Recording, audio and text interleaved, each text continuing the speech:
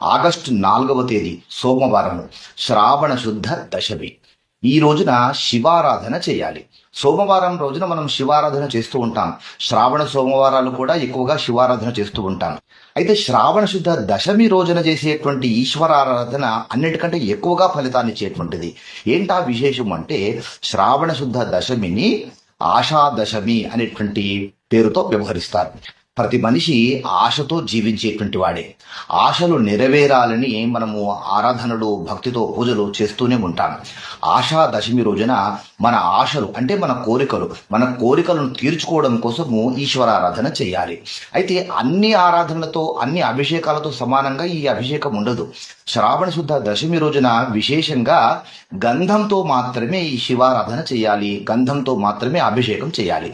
గంధంతో అభిషేకం ఎలా చేయాలని అంటే, ఏదో మార్కెట్లో దొరికేటువంటి కల్తీ గంధములు తీసుకొచ్చి అభిషేకం చేయకూడదు.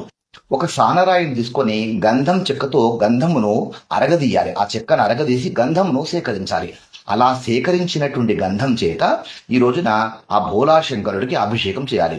శివుడు హాలాహలం స్వీకరించిన తర్వాత ఆయన శరీరము వేడిగా ఉంటుంది కదా. గంధము చాలా చలువ పదార్థము. గంధంతో అభిషేకం చేయడం వలన ఆయన చలువ కలిగి ఎంతో అనుగ్రహిస్తాడు, అపారంగా సంతోషిస్తాడు. కనుక శ్రావణ శుద్ధ దశమి రోజున గంధంతో అభిషేకం చేయాలి.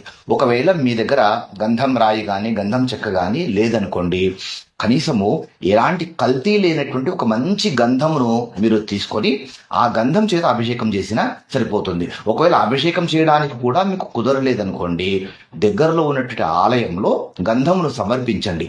వాళ్ళు అభిషేకం చేస్తారు మీ గోత్రనామాల చేత. కనుక శ్రావణ శుద్ధ దశమి ఆగస్టు 4 సోమవారం రోజున ఆషాదశమి రావడమే చాలా విశేషము.